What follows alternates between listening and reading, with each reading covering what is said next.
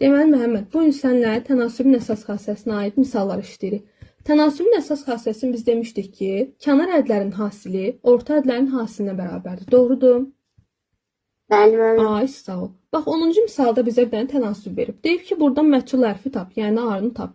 Biz nə etməliyik? Kənar ədləri hasilini orta ədlərin hasilinə vurmalıyıq. Ya baxaq, bərabər götürməliyik. A-nı 8-ə vuranda nə edir? 8A 8-ə. bərabərdir. 3-də 2-ni vururam 12-yə. 3-də 2 vurulsun 12. 3-də 2-ni 12-yə vurduqda burada nələr ixtisar gedir?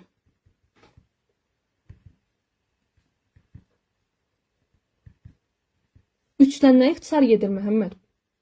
3-lə gedir müəllimə 12. Ay, sağ ol. 3 ilə 12 hər ikisi 3-ə gedir. Aşağıda qalır 1, yuxarıda qalır 4.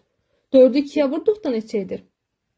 8 edir müəllim. Ay, sağ ol. 8-i də Aha. 8-ə bərabərdir 8. A-nı bölməliyik. A bərabərdir Aha. 8 bölünsün 8. A bərabərdir 1 müəllimə. Ay, sağ ol. 8 bölünsün 8. A da buradan bərabər olur 1-ə. Deməli, birinci tənasübümüzün cavabında A etdi 1. Afərin. İndi ikinciyə baxaq. İkinci tənasübümüz 14 nömrəli tənasübdür. 14 nömrəli tənasübdə də yenə bir xassədən istifadə edirik. Demişdik ki, bizə əgər bu şəkildə tənasüb verilibsə, biz burada çarpaz vururuq bir-birinə hədləri. 3,6-nı vururam ona, bərabər eləyirəm, x-i vururam 12-yə. X-i 12-yə vurduqda bizə nə edir?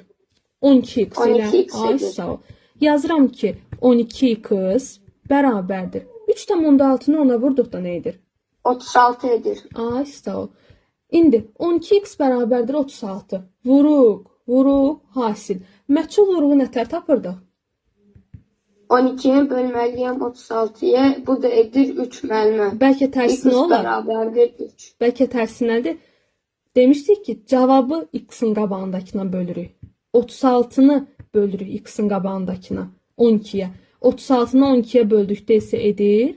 Bölməmizin birində yazaq, tam düşmədi. Bəli, x da bərabərdir 3. Deyirik ki, məchul bərabərsi də burada nə olmalıdır? 3. Buradan da tənasübümüzdən tapdıq ki, x bərabərdir 3. Anladıq Məhəmməd hər şeyi? Bəli, müəllim. Əla, çox gözəl.